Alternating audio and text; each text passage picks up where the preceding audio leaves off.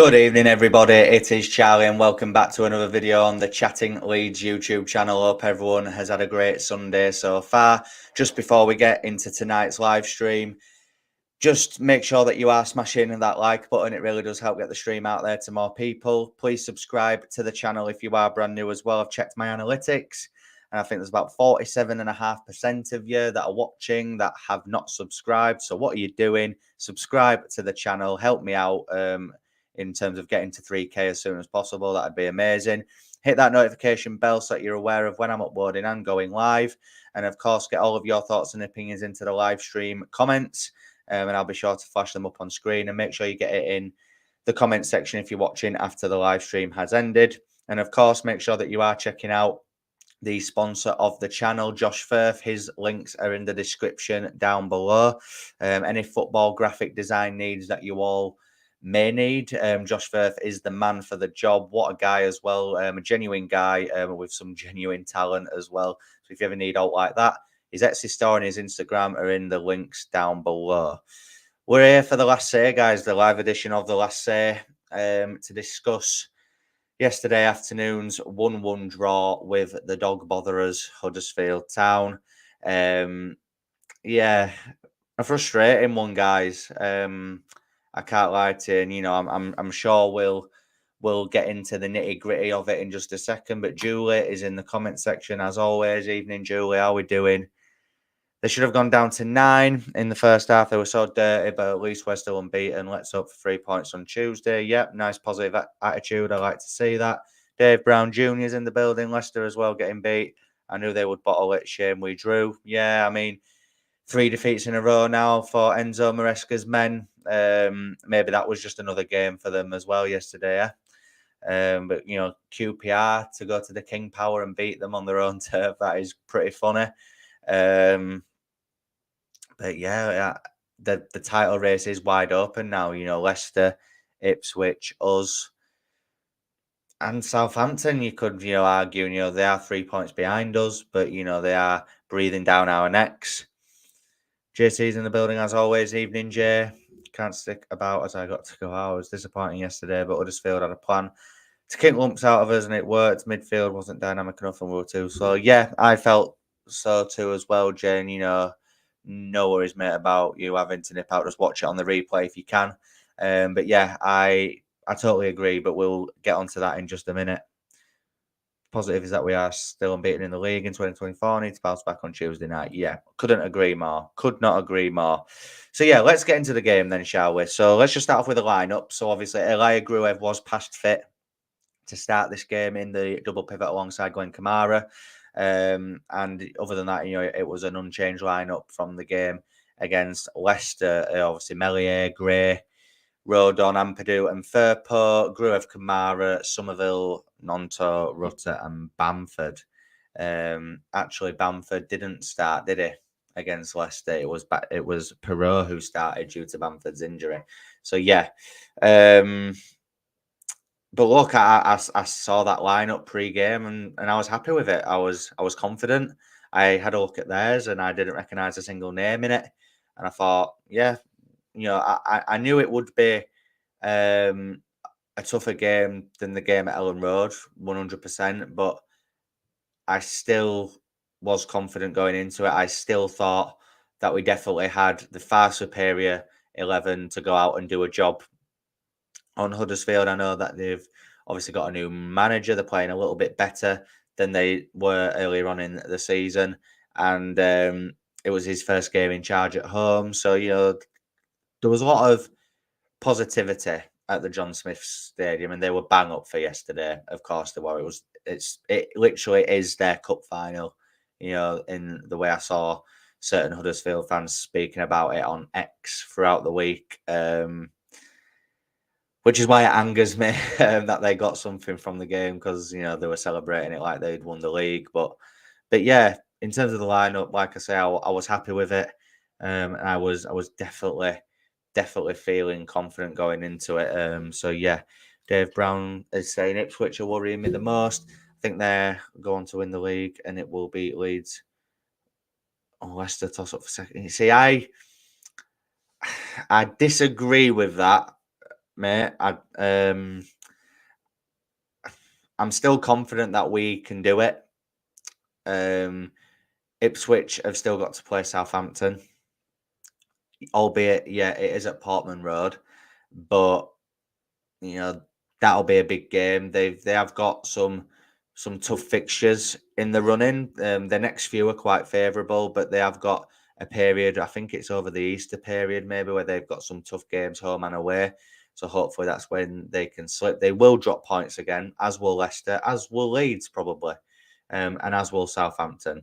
But I'm quietly confident that we can still get in that top two. Again, I did a video on it last week about our Leeds now title contenders. I don't believe we are going to win the league, even if we go up automatically. I think we will go up second. But it would be hilarious, wouldn't it, if we saw Ipswich and Leeds go up automatically and Leicester drop into the playoffs? That would be quite funny. But I know they've lost 3 on the bounce, but I expect them to turn that around. And yeah, I think it's a toss up between us and Ipswich, but I do think we can just do it. I really hope so. And anyway, as well, make sure you all like the stream and subscribe. Yeah, make sure you all listen to Jay. There's 11 of you in the building. Make sure you are liking the stream. It does help get it out there to more people. Please subscribe to the channel if you are brand new. It is free. It's completely free to subscribe to the channel, and it really helps me out because I want to get to 3K as soon as possible. And midfield was too passive. Too many sideways and backwards passes, and neither Gruev or Kamara pushed the envelope to get attackers going. Kamara. Yeah. Look, let's just get into the first half then. So, where do I begin? Look, I thought first 5-10 minutes Leeds were the better side. I thought we started off brighter. Obviously, there's that golden opportunity that Jay is referring to there within the first 5 minutes. A lovely worked move from Leeds United. Gray down the right, plays it into Jorginho Rutter. First time ball into the path of Willie Nonto. Very good ball in from Nonto. And all Kamara has to do is pull the trigger and it goes in. It goes in. It's that simple. And look, I've watched it back. I've watched that chance back today. And although I do agree that he should have pulled the trigger, but when you watch it back, I feel like if he had have pulled the trigger, it would have potentially have been blocked because the Huddersfield man kind of checks back and sticks his leg out as if he's trying to block it. Again, it's no excuse. He should have shot. I believe it would have gone in, but I'm trying to get into the mindset of Glenn Kamara in that moment. Has he not pulled the trigger because he anticipates a block? Somerville should do better with the opportunity that comes his way, though. He ends up scuffing it. But I must admit, even though we missed that chance in the moment as it happened, I thought, right, fair enough, he should have shot, but we're on top here. Let's keep it going. I do believe that if that goal had have gone in, we would have seen a completely different game. But it is what it is. It's football. These things happen. But as the half grew on, it became clear what Huddersfield's game plan was. They were out to frustrate Leeds United by any means necessary. They were turning it into an MMA contest, a wrestling fight, wrestling match, whatever you call it. Their manager basically told them to go out and kick the lumps out of Leeds United, frustrate them, and I'll be honest, they succeeded in that mission in the first half, 100%, because we saw a stat at half time which blew my mind that obviously the first half was 54 minutes in total due to having 9 added on due to all the stoppages and injuries and fouls, etc. And out of 54 minutes, the ball was in play for 22 and a half. So that is a good 32 minutes of that half where the ball wasn't even in play. So I feel like the stop-start nature of the first half hindered Leeds United massively. because there were points where we were starting to get into a bit of a groove, and then there'd be an injury, or there'd be a foul, or there'd be keeper taking the mick on goal kicks, then taking the mick on free kicks, anything. And yeah, obviously their goal comes from a free kick that we didn't need to give away. I think it was Nonto that gave away the free kick. Correct me if I'm wrong, but I believe it was. Should Melier do better with their goal? Possibly, but I still think it's just poor defending from a set piece once again. Why can we not defend a set piece? Why? Do we not learn how to defend free kicks and corners in training? Because it is starting to become a bit of a nuisance now. You know, the Leicester goal last week was from a set piece. And, you know, there's been various goals this season where we have lost or we've conceded goals from set pieces. So it is a bit of a frustration of mine, you know, and I hope we can sort of alter that and work on it, but we just don't seem to be able to learn how to defend set pieces. And then I thought, obviously, they had the tails up. They were a little bit more on the front foot. They were pressing Leeds United. They were trying to make things difficult, which they were. And I just feel like, obviously, as I've already said, the stop-start nature of the first half massively hindered our rhythm. And that's why I just feel like we weren't able to get a proper foothold in the game in that opening 45 minutes. But again, I'm interested to hear your thoughts on it. DFG's in the building. Hi, mate. What annoyed me was the ref allowed too much shit housery. Example was when he let Rodoni take 1 minute to tie his laces. Yeah, exactly. At the same time, we need to learn to deal with these teams because most of them will try it on. Exactly. I feel like most teams try and time waste against Leeds United, minus like Leicester, Southampton, and Ipswich. You know, all of the other teams don't come to Ellen Road or don't play against Leeds United to try and win. It's all just to try and frustrate us, which, you know, is a bit annoying. But like you've said, we do need to learn to deal with it. Agree on that Kamara chance, Charlie. Kamara is sometimes too... Mate, Kamara never shoots. It's an ongoing discussion with the lads that I stand near in the South Stand. He doesn't shoot. He never shoots. And I don't know why, because he used to score goals for Rangers. So why can't he shoot for us? It's really annoying at times. Really is annoying. Owen, how we doing, mate? Huddersfield had a plan and they stuck to it. Unfortunately, it worked. Yep, 100%. And also one Ilan's fault. No, I was... as it happened, I thought it was because he kind of spilled the ball, but I just feel like it was definitely just poor defending in the build-up. We gave away far too many silly free kicks in dangerous positions, and the only thing Huddersfield are better than us is set pieces, and they punished us. Yeah, I mean, that was definitely part of their game plan as well, to win as many free kicks as possible in our half so that they could get their big, tall centre-halves up to try and frustrate us, and I think that's what they did. Obviously, they ended up scoring from one. And I feel like from every set piece, they did look quite dangerous. Agree again, it would be nice if refs clamped down on time wasting and blatant fat. Yeah, exactly. But the officiating at championship level isn't great, is it? Let's be honest.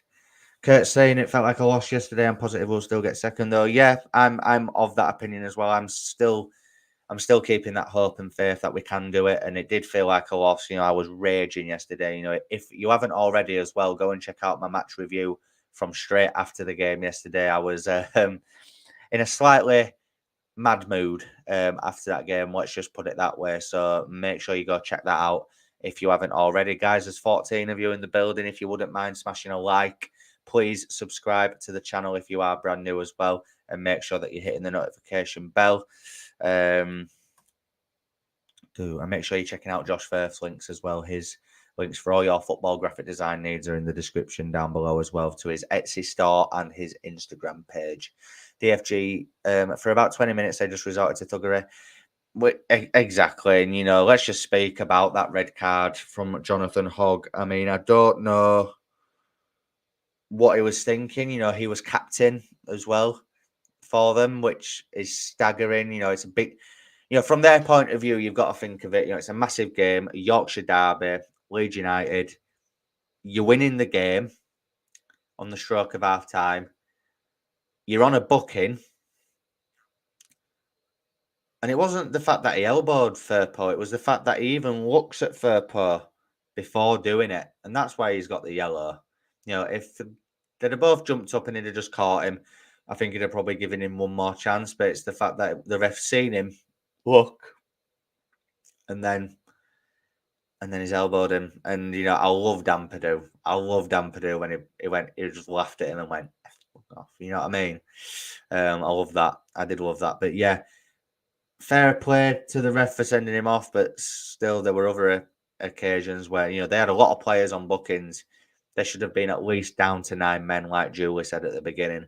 So yeah, it is what it is, isn't it? How many points do you think we can drop till the end of the season if we had to go up? I reckon only 3 points. It's an interesting one, that, mate. It is an interesting one. I tell you what, Dave. Let's get Leeds United's remaining fixtures up on screen, eh? Bear with me a second, guys. Yeah, let's just bear with me. Don't do this often. Let me just present, share screen. There we go. There we go. Right. So, obviously that's yesterday. Obviously that's the Chelsea game yesterday. Right. So let's just look from here. So obviously we've got Stoke City on Tuesday. That has to be a win. That has to be a win. Sheff Wednesday has to be a win. Millwall, given the state that they're in, has to be a win. So that's 9 points that I expect from the next 3 games. Sorry, before the international break. These 4 games here are where it gets a bit interesting. Watford away on Good Friday, which I think we'll win because Watford are dreadful at the minute. But then literally a few days later, we've got Hull, high-flying Hull City. You know, again, Yorkshire derby at Ellen Road, under the lights on Bank Holiday Monday. What could possibly go wrong? I think we... Oh, God. I think we draw that. At the minute. Coventry away, that'll be a tricky one, but I think we'll get that done. So I'm going to say we'll win that. So at the minute, I've only got us dropping 2 points. Sunderland at home, I think we'll win. Sunderland are a bit hit and miss at the minute. Jack Clark could be out for that game as well still. Blackburn, I think will win. Borough, I think will win.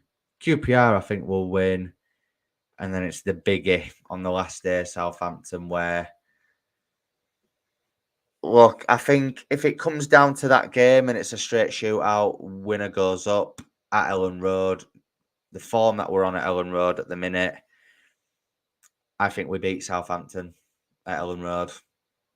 I do. So at the minute, I've got us dropping 2 points. Do I think that'll happen? No. If I'm being ultra realistic, and I mean ultra realistic, I think we win the next 3. I think we'll beat Watford. Hull, I think, will be a draw. Coventry, I think, will be a draw. So that's 4 points. Sunderland, I think, will win. Blackburn, I think, will win. Middlesbrough, I'll go with a draw if I'm being proper head, not heart. So that's 6 points I've got us dropping. I think we'll beat QPR, and then if it comes down to it, I think we'll beat Southampton. So I think draw. But Middlesbrough away, they're not... No, I'll change my mind. We'll beat Middlesbrough. So 4 points. I think we'll draw 2 games in a row. I think that is the most that... Let me just wait. Yeah, I think that is the most that we can drop is 4 points. if we're going to have any, serious shout of going up. Ipswich and Southampton have got hard games. Southampton have still got to go to Leicester and Ipswich. Obviously, the game against Leicester is having to be postponed now because Leicester are in the quarter-final against Chelsea, as we all know. So that'll be an interesting weekend. It's all to play for. There's still 11 games left, and once we've played Sheff Wednesday, it's down to single digits, 9 games. There'll be 8 games left after the international break. So it's one of them, innit? Okay, got away with it because the refs in this league allow it. We need to be better. That includes not giving the silly fouls away. Yeah, exactly. I think Nonto was very much guilty of that. Hogg should have been a straight red card. Yeah. Skip saying far too many players underperformed yesterday. Our squad is easily good enough to get top 2. Only thing is complacency. Yeah, I feel like a bit of it was complacency yesterday. Us thinking that we could just go there and win. Ipswich do worry me a bit. I thought so. Yeah, Ipswich do bother me a little bit. I know I said a few weeks ago that I thought they were out of the race, but I've kind of changed my mind on that. Southampton I think can be a problem as well, but I think I'm a bit more worried about Ipswich as I'm sat here now. I've been inclined to bring Roberts into right back, and yeah, I'll be getting into that in just a second, mate. I'd also stick Ampadu back in midfield once Strike is fit. I don't agree with that. I do not agree with Liam Cooper coming back into the team at all, mate, in all honesty, but I see your point. But yeah, look, like a few of you have said, far too many underperformers yesterday, but I did feel that when James and Connor Roberts came on, that we did start to play a bit better. Obviously, Connor Roberts sets up the equaliser for Patrick Bamford, 7th goal for Patrick Bamford since the turn of the year, which is really good for him. I did feel he didn't really do much in the game apart from score, but it was an important point in the game. And I must admit, I did feel like we would have enough to go on and win it from that point. We equalised in the 66th minute, so there was plenty of time left. But you've got to give fair play to Huddersfield. They did stick in there with 10 men and frustrators, and Leeds were unable to break them down. But it did frustrate me that once we brought Dan James on, we still persisted to attack down the left-hand side with Firth and Somerville. It did frustrate me that it was just the same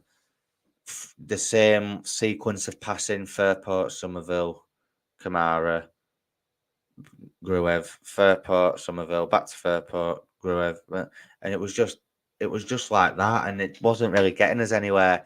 There was times where Dan James is in acres of space on that right-hand side. And Ampadu at one point had the ball and he looked up and he saw him, but didn't play the ball to him.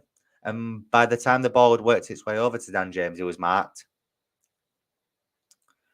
I personally think Dan James should have started the game yesterday afternoon. And I hope Dan James will start the game on Tuesday night. I would like to think he will.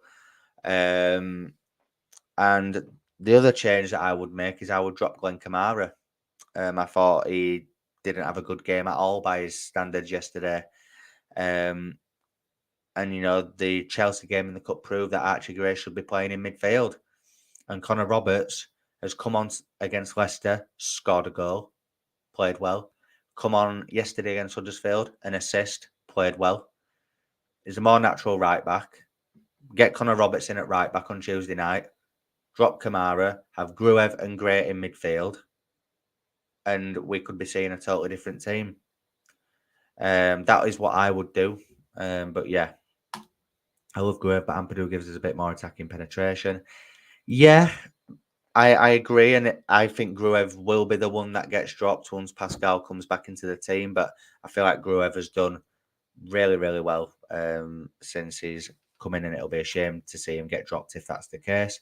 Ted's saying Leicester's next two are against tough opponents. This could be a four-way battle for the title. Foxes at Sunderland and at Hull. Yeah. Could it be 5 defeats in a row for Leicester?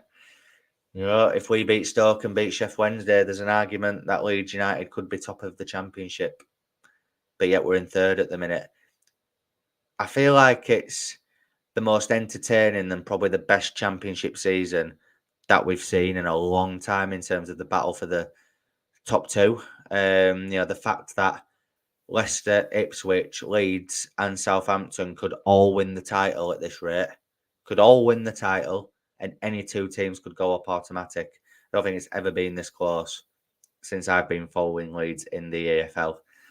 So I guess from a neutral, it's entertaining, but as a fan of those four teams, it really isn't. I had the Plymouth and Ipswich game on yesterday, and when that deflected goal went in for Ipswich, I just turned it off because I thought they score goals like that week in, week out, and I was getting called out on Twitter by an Ipswich fan who called Leeds United Checkbook FC, and they called themselves Deflection FC.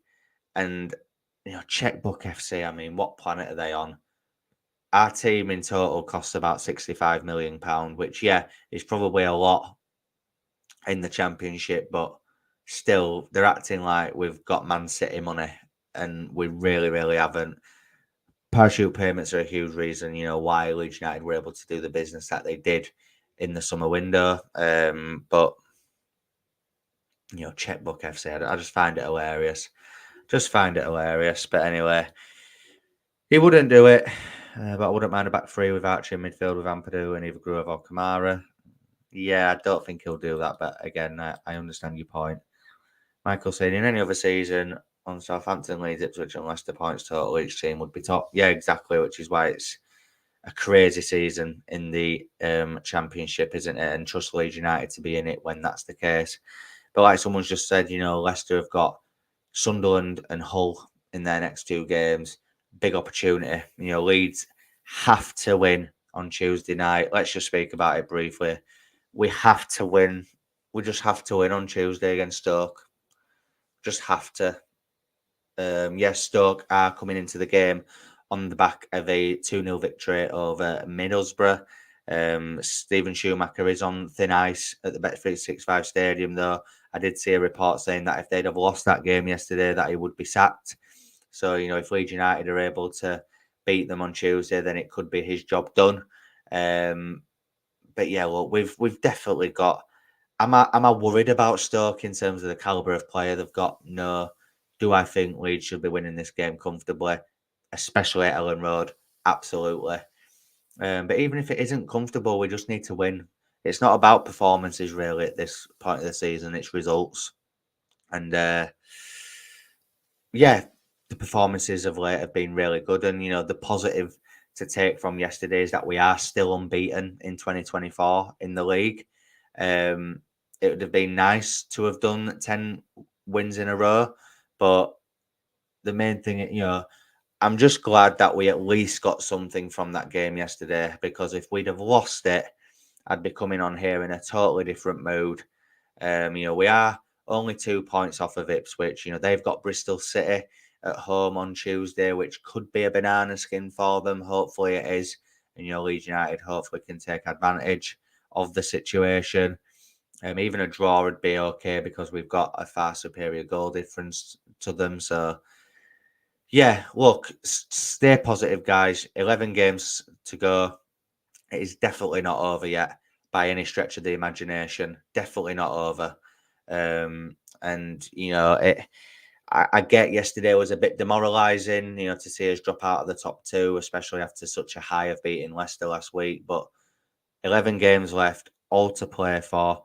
And, I still am confident that Leeds United will get into that top two. And again, I've just pretty much said that, there'll be more twists and turns to come. Skip 100%. The reason we beat Leicester is that Gray and then Rutter had a tilt. Yeah, exactly. Don't take enough shots at range. Yeah, we always try to walk it in, don't we? Which is a massive frustration of mine as well. But it's the way we play. I doubt we're going to change it much, and it has given us a lot of success this season. So you've got to take the rough with the smooth in that situation, don't you, Skip, mate? But yeah, we'll leave it there for this evening, guys. Just last comment, would like to see Dan James. Yeah, I would as well. And I think he will do that on Tuesday as well. Obviously, Farker will probably do his pre-match presser tomorrow. So I will be on the channel tomorrow night. There'll be a video out at 7 o'clock tomorrow with my Stoke City preview. So make sure that you keep it locked at Chatting Leeds to see that. Obviously, there'll be no video on Tuesday as I'll be at the game. And it'll be late for me getting back when I've got work on Wednesday. But there will be another Last Say on Wednesday night where we will be discussing the game in more detail. And yeah, that's all I've got for you tonight, guys. Make sure that you are smashing a like on the video. It does help get it out there to more people. Please subscribe if you are brand new. Hit that notification bell. And get your comments in if you're watching after the live stream ends, and make sure you check out Josh Firth's links. Any football graphic design needs that you may have, he is the man for the job. His Etsy store and his Instagram links are in the description down below. I may drop a video around midday tomorrow, guys, so make sure that you keep it locked for that. And there'll be your Stoke City preview out at 7, as I've already said. So before I keep rambling on, enjoy the rest of your Sunday night and your weekend. See you tomorrow and enjoy the rest of your night. Cheers. Bye.